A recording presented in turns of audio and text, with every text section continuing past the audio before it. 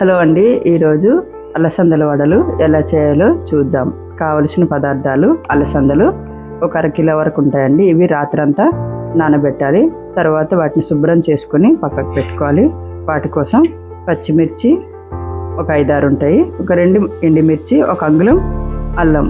వీటిని అలసందల్లో వేసి మిక్సీ చేసి బరకగా ముద్ద చేసుకోవాలి. వాటి కోసం వడలుగా చేసుకోవడం కోసం కరివేపాకు, సన్నగా తరిగిన పచ్చిమిర్చి ముక్కలు 1/2 స్పూను, పెద్ద సైజు ఉల్లిపాయ 1, 1/2 స్పూన్ వరకు జీలకర్ర, సన్నగా తరిగిన కొత్తిమీర కొంచెం, రుచికి సరిపడా ఉప్పు.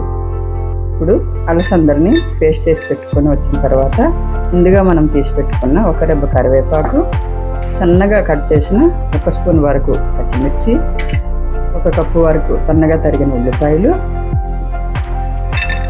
రుచికి సరిపడా ఉప్పు, 1 స్పూన్ వరకు జీలకర్ర,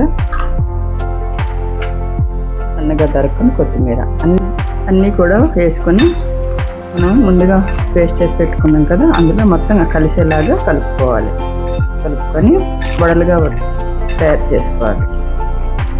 ఇందులో 1 స్పూన్ వరకు కూడా వాటర్ వాడలేదు, కారం కూడా వాడలేదు. ఎందుకంటే పేస్ట్లో కూడా మనం పచ్చిమిర్చి వాడాము, తర్వాత పచ్చిమిర్చి ముక్కలు కూడా వాడాము. ఎందుకంటే ఇది ఎక్కువగా కారం అనిపించదు. వడలకి డీప్ ఫ్రైకి సరిపడా నూనె వేసుకొని హై ఫ్లేమ్లో కాగబెట్టాలి.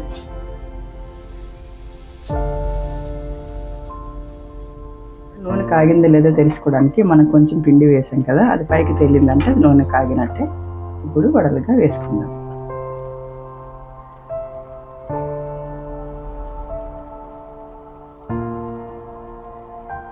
ఎక్కువగా వేసుకోకూడదు. ఎంతవరకు అయితే వేయాలనిపిస్తే అంతవరకు వేయాలి. ఎందుకంటే మళ్ళీ విచ్చిపోయే ఛాన్స్ ఉంటుంది.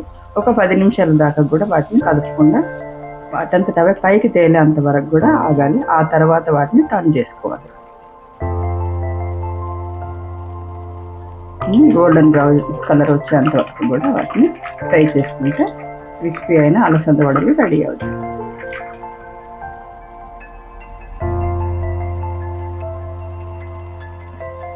ఇప్పుడు ఎర్రగా వేయించిన వడల్ని మనం పక్కకు తీసుకోవడా కానీ అని ఇలాంటి పొడులు కానీ వాడలేదు. వీటిని ఏ విధంగా చేసినా కానీ చాలా టేస్టీగా ఉంటాయి. ఎవరైనా బంధువులు వచ్చిన చిన్న ఫంక్షన్స్ అయినా కానీ